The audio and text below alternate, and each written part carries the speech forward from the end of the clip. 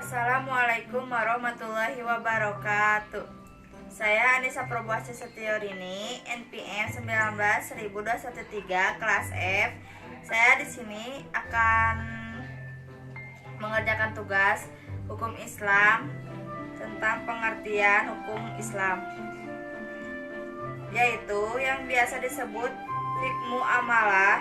Dalam pengertian umum adalah norma hukum yang memuat satu, munakahat dalam kurung hukum perkawinan, mengatur segala sesuatu yang berkaitan dengan perkawinan, perceraian serta akibat hukumnya.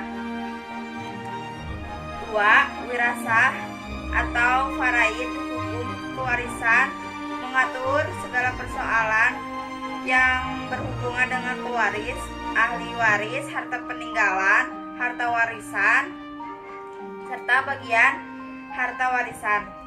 Selain pengertian umum, dimaksud juga fikmu amalah adalah pengertian khusus, mengatur masalah kebendaan dan hak-hak atas benda, aturan mengenai jual beli, sewa menyewa, pinjam meminjam, persyarikatan, kerjasama, bagi hasil pengalihan hak dan segala yang berkaitan dengan transaksi.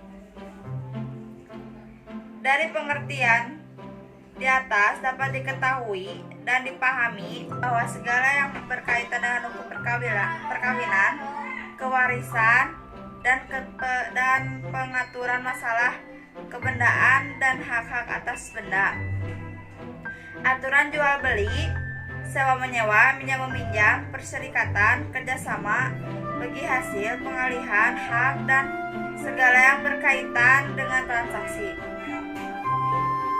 Ruang lingkup perlu juga diungkapkan bahwa hukum Islam mengatur hubungan antara manusia dengan Tuhannya, antara manusia dengan lingkungan hidupnya. Aturan yang mengatur antara seorang manusia dengan Tuhannya disebut kaidah ibadah. Aturan yang mengatur antara anggota masyarakat dengan anggota masyarakat lainnya, satu kelompok masyarakat dengan kelompok masyarakat lainnya disebut kaidah muamalah. Dan aturan yang mengatur antara manusia dengan lingkungan hidupnya disebut dengan kaidah hukum alam atau kaidah sunatullah. Tujuan hukum Islam dapat dibagi menjadi dua, yaitu satu, dari segi pembuat hukum Islam itu sendiri, yakni Allah dan Rasulnya. Tujuan hukum Islam adalah satu, untuk memenuhi keperluan hidup manusia yang bersifat primer, sekunder, dan tersier, yang dalam kepustakaan hukum Islam disebut dengan istilah daruriyat, hajiyat, dan tahsiniyat. 2. Untuk mentaati dan dilaksanakan oleh manusia dalam kehidupannya sehari-hari.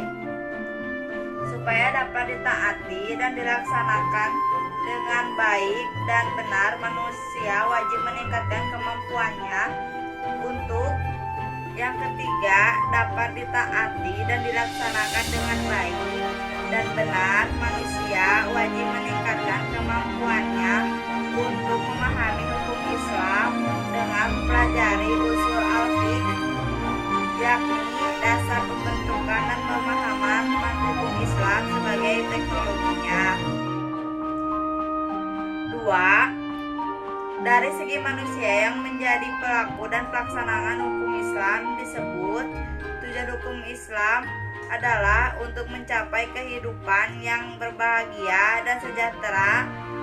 Dengan kata lain, tujuan hakiki dalam hukum Islam jika dirumuskan secara umum adalah tercapainya keridhaan Allah dalam kehidupan manusia di dunia ini dan di akhirat kelak. Sekian dari saya, terima kasih. Mohon maaf bila ada salah kata. Wassalamualaikum warahmatullahi wabarakatuh.